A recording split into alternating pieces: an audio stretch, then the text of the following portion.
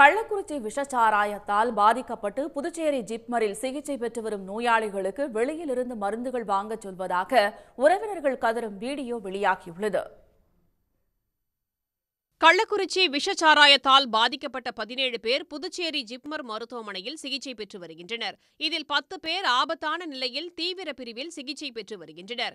மீதி 7 பேர் சாதாரண வார்டுக்கு மாற்றப்பட்டுள்ளனர்.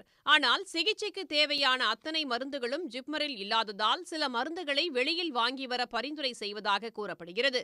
இந்த மருந்துகள் வாங்கித்தர தங்களிடம் போதிய பணம் இல்லை என அவர்களின் உறவினர்கள் கண்ணீர் மல்க கூறும் வீடியோ தற்போது பரவி வருகிறது.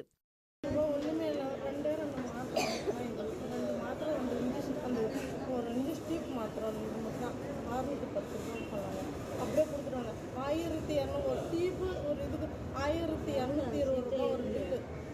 இந்தமாரி எந்த டைம் நாங்கள் கையில் காசு வச்சுக்கிட்டே இருக்கணுமா? நாங்களும் கூலி வேலைக்கு தானே ஓடுறோம். இப்போ காப்பீட்டு திட்டம் இல்லாதனால எங்களை மீசா இப்போ அதெல்லாம் ஒன்றும் பண்ண முடியாதுன்றாங்க. மேலும் அந்த வீடியோவில் ஒவ்வொரு வேளைக்கும் 600 முதல் 1200 ரூபாய் மருந்து மாத்திரைகள் வாங்கி வர மருத்துவர்கள் சொல்வதால் தினசரி 1000 ரூபாய் செலவாகிறது எனவும் அந்த அளவுக்கு தங்களிடம் பணம் இல்லை என்றும் மருந்து சீட்டுகளை காண்பித்து அழுகின்றனர். காப்பீட்டு அட்டை இல்லாததால் வெளியிலிருந்து மருந்து மாத்திரைகள் வாங்கி வருமாறு கூறுவதாகவும் அவர்கள் கூறியுள்ளனர். உடனுக்குடன் செய்திகளை தெரிந்து கொள்ள சன் நியூஸ் பெல் ஐகானை கிளிக் பண்ணுங்க.